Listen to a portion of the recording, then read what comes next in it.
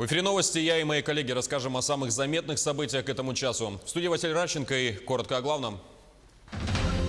Глава республики с рабочим визитом посетил Ленск. Важным событием для города и района стало открытие бизнес-инкубатора. Пострадавшим от засухи и лесного пожара хозяйствам в кормозаготовке помогут мобильные бригады. А медперсонал Намской больницы проводит акцию «Здравосмотр» не только для жителей райцентра, но и соседних наслегов.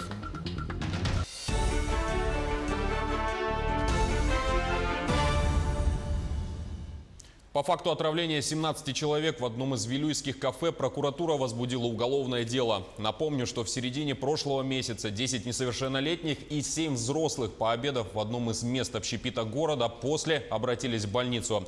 Им поставили диагноз сальмонеллез, а 2 несовершеннолетним диагностирована бактериальная кишечная инфекция и острый гастроэнтерит. Лабораторные исследования показали, что в образцах готовых блюд обнаружены бактерии группы кишечной палочки и рода сальмонелла. Кроме того, при осмотре рабочих помещений кафе выявлены многочисленные нарушения санитарно-эпидемиологических требований.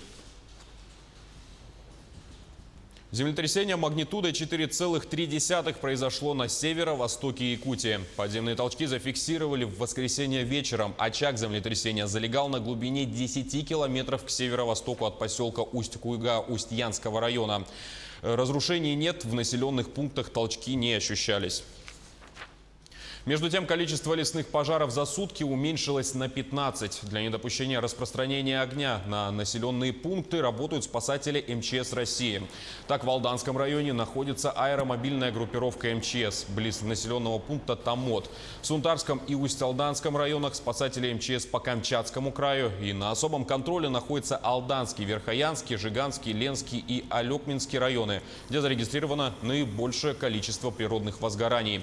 2 самолета БЕ-200 Хабаровского спасательного центра базируются в Мирном и Якутске. И 2 вертолета Ми-8 в поселке Батагай и в селе Сунтар. За сутки авиации произведено 30 сбросов и слито 190 тонн воды. К этому времени в Нерюнгринском районе ликвидировано 52 лесных пожара и продолжает действовать один. Он находится на отдаленной территории и не угрожает населенным пунктам и объектам экономики. За последние 2 дня, благодаря силам Чурманского и Алданского авиаотделений Якутлесресурс, мобилизованных работников с предприятий района, а также дождевым осадкам, удалось потушить пожар, находящийся в непосредственной близости от поселка Хатыми. Ущерб от потери древесины составил порядка 18 миллионов рублей. По предварительным данным, источником пожара стали не только природные явления, но и человеческий фактор.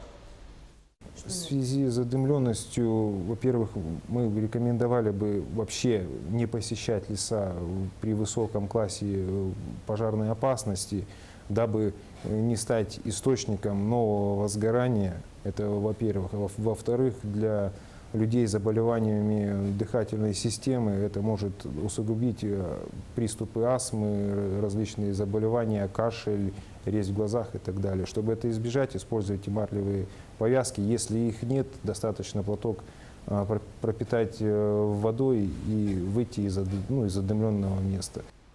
Пострадавшим от засухи и лесного пожара хозяйствам помогут мобильные бригады. Они планируют заготовить почти 25 тысяч тонн сена. Из этого объема более 6 тысяч передается в запасной фонд.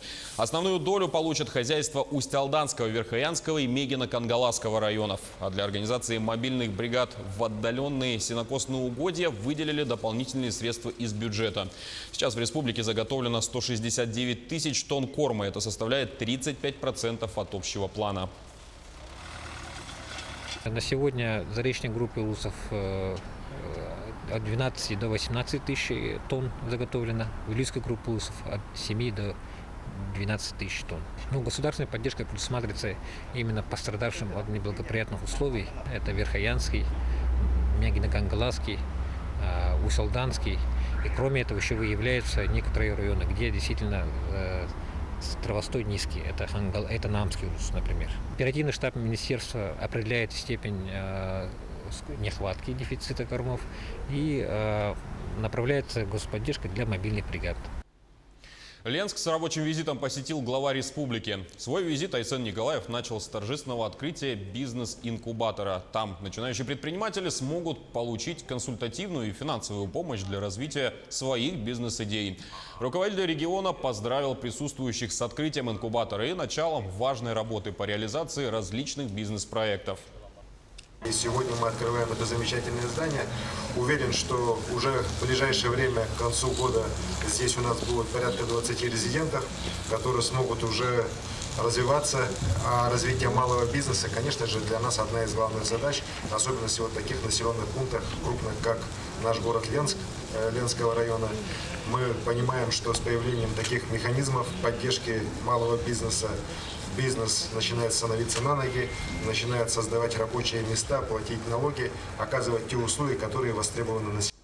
Позже глава республики посетил здание Ленского технологического техникума. Сейчас решается вопрос о его переносе в другое здание. Осмотрели как текущее состояние старого, так и готовящееся для переезда учебного заведения новое здание.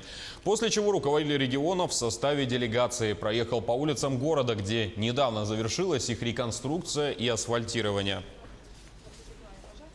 Медицинский персонал Намской районной больницы организовал пункт профилактического осмотра «Здравосмотр». С 1 по 15 августа жители района старше 18 лет бесплатно и за короткое время могут сдать анализы, получить консультации специалистов, сделать ЭКГ и прослушать женскую консультацию.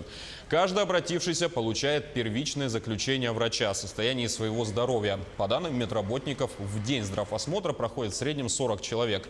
Акция продлится с 14 до 20 часов по будням и с 12 до 18 часов по выходным с 1 по 15 августа. Диагностику могут пройти и жители Наслегов. Просто спонтанно узнал, мимо проходил, вот. Потом я решил провериться. Ну вот, все. Вот, сдал кровь на анализ, на сахар, на холестерин. Результаты говорят на завтра будем получать здесь же. Ну, все, потом удобно, хорошо так. Вот, потом я решил провериться. Все. В Якутске отметят Международный день коренных народов. Празднованию дала старт научно-практическая конференция Северо-Восточного федерального университета под названием «Сохраним культуру, сохраним народ». На сегодня в мире проживает 400 тысяч представителей эвенкийского народа. Все они живут в разных районах, а также регионах России, Монголии и Китая. В век глобализации географическая разбросанность становится одной из причин утери родного языка и традиционной культуры. Еще один бич современности – это утрата кочевого образа жизни. Участники конференции обозначили пути сохранения нематериальных ценностей эвенкийского народа. Отмечу, что в Якутии проживает более 15% всех представителей КМНС Сибири и Дальнего Востока. Сейчас вводят федеральный государственный образовательный стандарт, и надо найти какой-то консенсус для того, чтобы родные языки, они могли, конечно, уже войти как предмет. Потому что во многих школах изучается как факультативы или элективные курсы, а он должен все-таки войти как предмет. Усилить функционирование языка в семьях, усилить функционирование языка в межотраслевом областях, да? Ну и, конечно же, сохранение традиционного образа жизни. Это прежде всего оленеводство, рыболовство и охота. А виртуозам Якутии в этом году исполняется 25 лет. Несмотря на сезон отпусков, артисты готовятся к предстоящим мероприятиям, которых будет немало. На одной из репетиций солистка ансамбля Ефросинья Ефимова, которая аккомпанировала заслуженной артисткой республики Надежда Петрова, исполнили камерную сонату номер 5 Бетховена. Ее еще называют «Весенняя». Именно эту композицию Ефросинья прошлой осенью представила на всероссийском конкурсе во Владивостоке. В этом году нашему ансамблю 25 лет. У нас очень было много гастролей с начала года. А с осенью мы будем давать концерт у нас в Якутске. Это будет 19 сентября.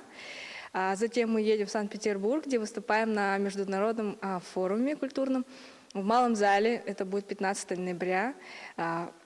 Дальше мы едем в Ярославль, Рыбинск и другие города, которые находятся рядом.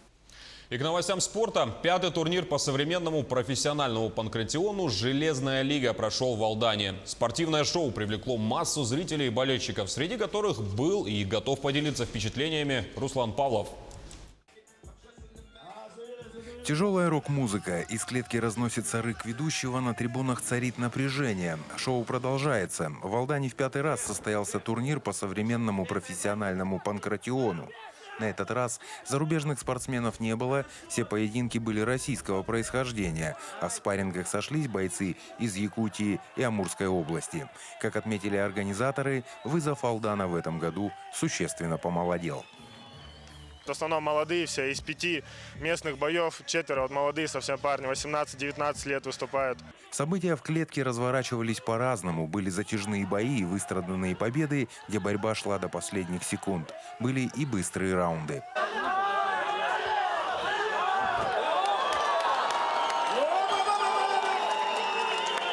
Медиков не раз вызывали на ринг для оказания помощи спортсменам. Тренеры переживали по поводу травм, а зрители требовали продолжения зрелища. И шоу продолжалось. Впрочем, по словам специалистов, интерес молодежи к кровавому спорту несколько охладел. Раньше, наоборот, все больше занимались единоборствами. Сейчас как-то интернет, 21 век, век технологий, как наоборот меньше. Более пытаются следить за собой, то есть качаться, фитнес. А вот именно боевыми есть, конечно, у нас много занимается, но хотелось бы больше. Для этого мы проводим эти турниры, чтобы привлекать молодежь подрастающую. Зато у прекрасной половины человечества мускулистые тела, напор и сила по-прежнему в цене. Мужественные мужчины всегда были в моде, всегда будут в моде. Они же защитники наши. 9 побед и поражений, 9 триумфов и трагедий различной драматургии увидели зрители и болельщики. Но, как всегда, все ждали развязку. Супербой между местным и неоднократным победителем Железной лиги Виктором Перекупкой и малоизвестным Данилом Чубыкиным из Благовещенска.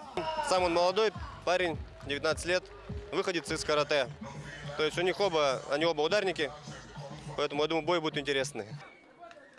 Супербой получился неожиданно коротким и, к разочарованию болельщиков, не в пользу алданского бойца. Данил Чубыкин, для которого поединок в категории профессионалы был дебютным, удачно провел удержание и одержал победу. Профессионально. Первый дебют был. Бой был, я не сказать, что сильно почувствовал, Не знаю, как-то все пошло, он полез бороться, я взял шею. Внимание! Здесь тренерский! Без комментариев, простите, просто много очень эмоций. Все бойцы! Дебют. Приглашаем вас! Победа спортсмена из Благовещенска не испортила шоу. Оно, как известно, должно продолжаться, а люди, как и прежде, ждут хлеба и зрелищ. Руслан Павлов, Александр Лукин, Алдан. А к этому часу у нас все. До встречи в эфире.